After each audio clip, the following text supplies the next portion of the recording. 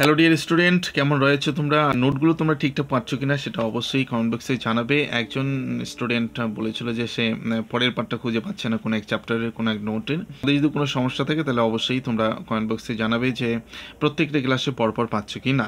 Playlist করা আছে এবং কতগুলো প্লেলিস্ট আমি করতে পারিনি, এখনও সময় পাইনি, তো ইতিমধ্যে আমি করার চেষ্টা করব সেগুলো। আজকে আমরা অদ্বৈত বেদান্ত ক্লাস নাম্বার দেখব হচ্ছে 2। এর আগে একটি ক্লাস হয়ে গেছে, সেখানে আমরা 20টা প্রশ্ন দেখে নিয়েছি। ঠিক আছে, আজকে প্রশ্ন নাম্বার হচ্ছে 21। তো তাড়াতাড়ি করে নোটগুলো তুলে নিয়ে পড়তে থাকবে। দেখো, দুজন অদ্বৈত বেদান্তীর নাম লেখো। একজন হচ্ছে শঙ্করাচার্য, আরেকজন হচ্ছে রামানুজ। 22 নম্বর প্রশ্ন, ভাষ্য গ্রন্থটি রচয়িতাকে আর মধব। 23 নম্বর প্রশ্ন, অদ্বৈত বেদান্ত মতে সগুণ ব্রহ্ম কি? অদ্বৈত বেদান্ত মতে সগুণ ব্রহ্ম হলো ঈশ্বর। পরের নম্বর 24 নম্বর প্রশ্ন লিখেছে, অদ্বৈত বেদান্ত মতে মায়ার দুটি কাজ কি? দেখো, মায়ার দুটি কাজ হলো আবরণ এবং বিক্ষেপণ। এই দুটো কাজ হলো অদ্বৈত বেদান্তের মতে মায়ার কাজ। তথ্যমসি শব্দের অর্থ কি? তৎ পদের দ্বারা অর্থাৎ তৎ শব্দের দ্বারা চৈতন্য স্বরূপ ব্রহ্মকে এবং তম জীবের অন্তর্নিহিত শুদ্ধ চৈতন্যকে বোঝায়।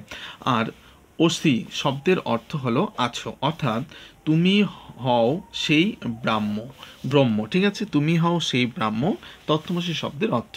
এই প্রশ্নটা কিন্তু ইম্পর্টেন্ট রয়েছে। এই প্রশ্নটা কিন্তু বিগত বছরগুলিতেও দেখা গেছে আসছে, সুতরাং তোমাদের সময় ইম্পর্টেন্ট রয়েছে। ভালো করে প্রশ্নটা এবং তার উত্তরটা দেখে নেবে। নেক্সট 26 নম্বর প্রশ্নটি কি বলছে, কয়েকটি প্রধান উপনিষদের নাম লেখো। ঠিক আছে, কয়েকটি প্রধান উপনিষদের নাম হচ্ছে, সবগুলি লিখতে হবে না, 2 বা 3টে লিখলেই হয়ে যাবে। ঠিক আছে, ঐতরেয়, মান্ডুক্য, কেন, ঈশ, ছান্দোগ্য প্রভৃতি হচ্ছে প্রধান উপনিষদ। নেক্সট আমরা দেখব 27 নম্বর প্রশ্নটি কি বলছে, বিশিষ্টা দ্বৈতবাদের প্রবক্তাকে? বিশিষ্টা দ্বৈতবাদের প্রবক্তা হলেন রামানুচার্য। পরে 28 নম্বর প্রশ্ন হচ্ছে, অদ্বৈতবাদ বলতে কি বোঝো?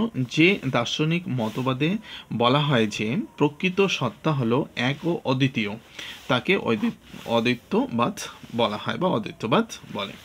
29 নম্বর প্রশ্ন, ব্রহ্মচিৎ কথাটির অর্থ কি? ব্রহ্মচিৎ কথাটির অর্থ হলো ব্রহ্ম চৈতন্য স্বরূপ। 30 নম্বর প্রশ্ন হচ্ছে, ব্রহ্মসূত্রের কয়টি অধ্যায় এবং কি কি? ভীষণ ইম্পর্টেন্ট প্রশ্ন। ব্রহ্মসূত্রের কয়টি অধ্যায় রয়েছে এবং কি কি? ব্রহ্মসূত্রের 4টি অধ্যায় রয়েছে। একটা হচ্ছে সমন্বয়, দ্বিতীয় নম্বর হচ্ছে অবিরোধ, তৃতীয় নম্বর হচ্ছে সাধন ও চতুর্থ হচ্ছে ফল। পরে 31 নম্বর প্রশ্ন, বেদান্ত দর্শনের অপর নাম কি? উত্তর মীমাংস। ঠিক আছে, অনেকবার পরীক্ষা আসছে, ভালো করে পড়ে নেবে। নিধি ধ্যাসন কথাটির অর্থ কি? নিরন্তর ধ্যান করা। বেদান্ত পাঠের কয়টি অঙ্গ এবং হচ্ছে কি কি? বেদান্ত পাঠের 3টি অঙ্গ রয়েছে, শ্রবণ, মনন এবং হচ্ছে নিধি ধ্যান। 34 নম্বর প্রশ্নটি কি বলছে, বেদান্ত দর্শন আস্তিক না নাস্তিক দর্শন? বেদান্ত দর্শন হচ্ছে আস্তিক দর্শন। নেক্সট ভিডিওর মাধ্যমে আর যে একটি ইম্পর্টেন্ট প্রশ্ন এবং তার উত্তর রয়েছে সেগুলো আমরা দেখব। ঠিক আছে, ততক্ষণে যারা নতুনরা রয়েছে চ্যানেলটিকে সাবস্ক্রাইব করে ভিডিওটা বন্ধুদের মাঝে শেয়ার করে দিবে। যারা সাবস্ক্রাইব করছো, ক্লাসগুলি দেখছো, তাদেরকে অসংখ্য ধন্যবাদ। তো দেখা হচ্ছে পরের ভিডিওতে।